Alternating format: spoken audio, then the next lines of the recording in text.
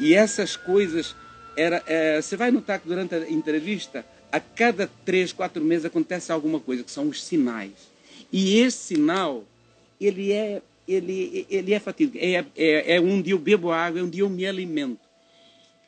Quando eu tinha 5, 6 anos de carreira, já com 5, 6 sucessos de primeiro lugar, veio um jornalista para mim e disse assim: por que é que o português enriquece tão rapidamente?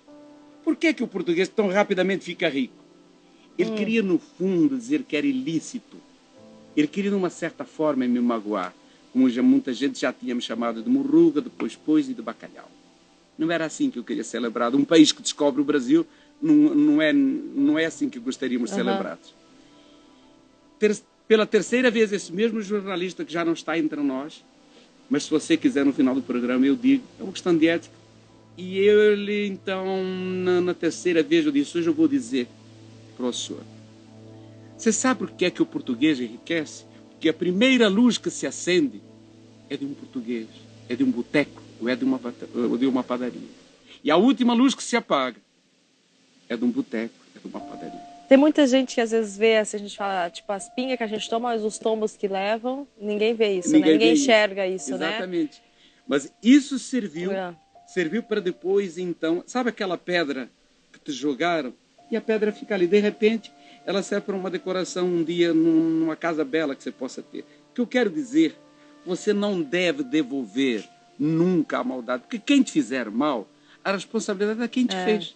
E uma coisa é assim, pedra é fácil ser pedra, agora vidraça é mais difícil, né? É mais difícil. Não é? É difícil porque é difícil juntar novamente. É, não é? É difícil. Mas quando que você levou, assim, em conta que você estava fazendo muito sucesso no Brasil, assim? Quando foi depois do Chacrinha, como que foi? Sim. Você tinha bastante relação, assim, de amizade, assim, com o Chacrinha, né? Sim, porque o Chacrinha, ele casou com o Roberto Leal, ele a partir dali, ele me colocou o ano inteiro, todo domingo e todo sábado. Você começou a bater cartão lá no programa. Sim, porque ele queria, como ele quis, com os grandes artistas deste país. Os grandes artistas deste país, ele descobriu todos. O Caetano, o Gil, o Roberto, a Simone. Ele era uma pessoa ele era um visionário, ele percebia, até a Chacrete, ele não deixava para ninguém escolher. Ele escolhia. E eu lembro de que uma vez eu estava passando na rua do Riachuelo, 3 dias depois desse programa. Então todo brasileiro, olha aquele portuguesinho, aquele loirinho e tal. De repente estaciona um carro, vem um casal de portugueses e começa a chorar. Eu fui embora para o apartamento. Eu disse, mas por que é que os brasileiros todos me viram sorrindo e os portugueses me viram com aquela emoção? Claro, porque eu era um pedacinho deles, não do certo. Eu era um pedaço de Portugal que eles queriam ver na televisão. Então, quando eu digo amor, isto vem acompanhado, Daniel. Isto vem acompanhado. Eu sinto quase missionar a nossa carreira, como é a sua, como é de todos aqueles que têm o direito e a oportunidade de trabalhar com comunicação. É para alertar, de uma certa forma.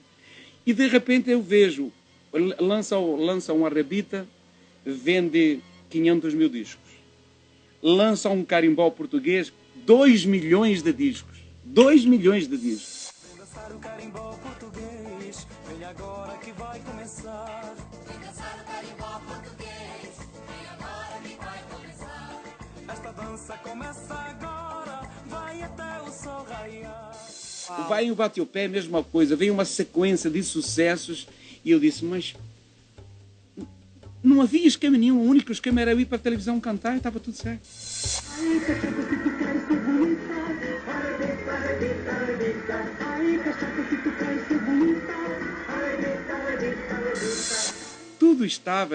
Tudo já estava com tudo no seu lugar, está compreendendo? Isso começou a dar ao Roberto Leal muito mais força, muito mais fé, porque o meu pai foi cego durante 6 anos. E quando a medicina nada mais podia ver, meu pai volta a enxergar.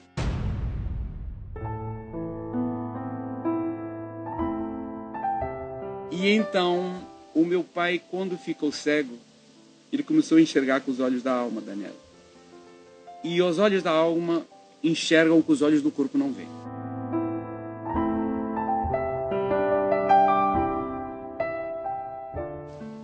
E então meu pai começou a ser muito mais profundo com a gente. A sabedoria deste homem. Ele passou a nos dizer coisas muito boas. E eu lembro que eu era um bebezinho, muito pequenino, mas o suficiente para me lembrar do que eu vou te contar. Estávamos assim no final do dia, o sol já indo embora, e eu arrisquei. Claro que eu não fui sensível, mas eu era uma criança. A criança pode tudo. Quantos anos você tinha, você lembra? Eu tinha 3,5 para 4 anos. Uau. E eu lembro que eu disse para o meu pai: "Oh pai, hoje foi um dia tão lindo, que pena que o senhor não viu." "É, meu filho, mas agora vem a noite. Se o sol não for embora, nós não vemos as estrelas." Então, sabe aquela coisa? Isso e aquilo que eu já te contei do chacrinha, das padarias, e essas coisas todas foram fazendo parte de que nós estamos sendo vigiados o tempo todo.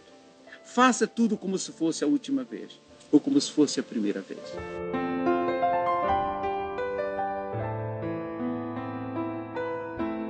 Meu pai começou a enxergar, ele deitou-se e para o outro dia ele saiu sozinho de casa.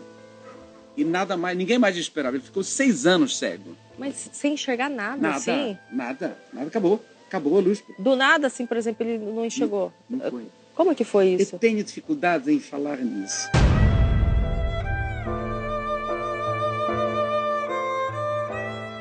Eu tenho dificuldade porque eu vou me emocionar muito. Mas foi isso. Quer dizer, eu vou te contar por cima, rapidamente. Depois que todos os laudos deram como o caso encerrado, né? Todos os laudos da medicina, não tem mais jeito. O que você tem, você nunca mais poderá enxergar. Então, meu pai se preparou para ter a vida sem os olhos do seu corpo. Foi aí que eu disse, começou a enxergar com os olhos da alma, começou a escrever, começou a ser mais dócil, começou a valorizar coisas que ele nem sabia o que eram. Então, aquilo tudo foi muito importante. Passou-se esse tempo todo, o meu pai estava deitado, ele com a minha mãe, e ele, naquele dia, a minha mãe tinha feito pão, porque lá no interior a gente fazia pão para 10, 12 dias, e havia todo um pano que sustentava e mantia ele sempre muito úmido, muito sem endurecer, vamos dizer assim. E uma voz ali falou em pão. E o meu pai fechou-se, minha mãe também. Ele um pouco, de novo a voz: "Eu quero pão." Sabe? E nada disso. E de repente ele começa a sentir num sonho uma luz que ofuscava, mas uma luz forte. E o meu pai não queria acreditar, se os médicos já tinham falado aquela coisa toda. Estou contando por cima, tem muito detalhe, mas esses detalhes é sempre muito difícil falar de uma coisa tão especial para nós que às vezes pode não ser para quem está nos ouvindo. E então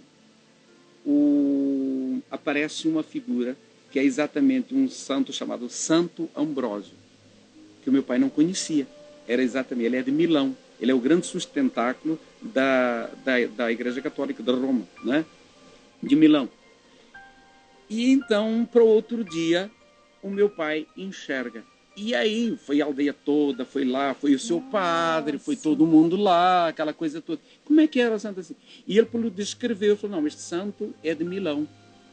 Até depois, aqui mais tarde, anos depois, o próprio padre Marcelo me falou da importância desse bispo, que foi canonizado, foi exatamente quem deu essa visão ao meu pai. A partir daí, Daniela, nada foi como antes não poderia ser. A gente percebe e começa a perceber que tudo é bastante sério. Veja bem, eu não sou nenhum fanático por nada. Eu sou um homem que acredito, se houver alguma coisa que me prove de que tudo ainda está por descobrir, eu quero eu não quero é desistir de aprender, de evoluir, de ser melhor. Esta é a nossa luta. Mas foi exatamente isso. Num sonho, meu pai deitou cego e acordou e enxergou.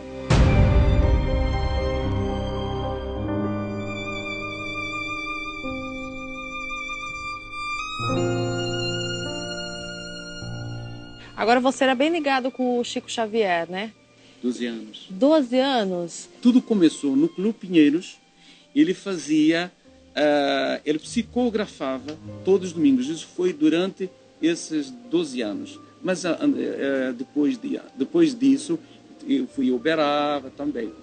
E naquilo cantavam sempre 4, 5 artistas. E eu naquele dia sempre cantava músicas especiais. E o Chico percebeu isso. Uhum.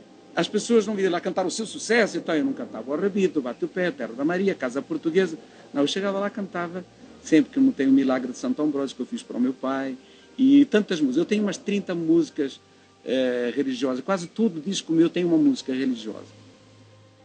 E eu lembro de que uma vez o Chico chegou para a Dona Mercedes, que preparava esses chás. Eram 1.800 espíritas que iam naquele dia. Imagina a vibração que existia. Uau. Naquela sala. 1.800, nossa. Todas as pessoas que passavam as suas mensagens para a nossa comunidade, para o Brasil, estavam lá nesse dia. E eu, quando era aquela vez, sabe, eu ficava sempre muito emocionado. E aí o Chico disse, põe o Roberto, fala assim, põe o Robertinho para encerrar, antes de eu entrar. E a coisa foi, o pessoal foi se acostumando, e aí eu também já deixando o canal mais aberto, vinham coisas na hora, em cima da hora que eu ficava assim, epa! Sabe, coisas bonitas que eu não tinha, eu estudei muito pouco, não tive tempo. Então vinham coisas assim que eram muito especiais. E um dia, então, acho que aqui foi o grande momento do meu encontro com o Chico, foi o seguinte. Eu saí aqui do Alphaville, não desta casa, de outra. Uhum. E cheguei para um motorista e disse assim, por favor, não pense que eu estou mal-humorado. Eu estava totalmente me colocando dentro de uma posição em que eu estava no sentido de vibração, uma vibração positiva. Então eu não queria falar com ninguém. Quando eu cheguei lá, eu cheguei para a Dona Mercedes e falei, Dona Mercedes, não tem um lugarzinho? Eu preciso de ir num lugarzinho, falei assim, no 3º andar. Alguém está te esperando. Quando eu cheguei no 3º andar, eu abri a porta, não tinha ninguém, mas tinha toda a energia do Chico.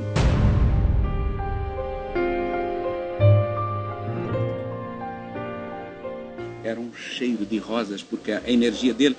Você não chegou a falar com ele? Não conheci o Chico. A sua vibração... Ele tinha um cheiro de rosas. Você chegava a 1 metro dele, já sentia aquele cheiro de rosas, que era a sua vibração. Coisa assim, muito especial. Isso acontecia quando tinha que acontecer. Não era sempre. E eu então, quando abri a porta, aquele cheiro de rosas, eu falei, Chico, está aqui. Mas o Chico não ia mais, estava na fase terminal. E ele então quis passar. Que eu passasse para as 1.800 pessoas que estavam no Clube Pinheiros, de que ele não vinha mais.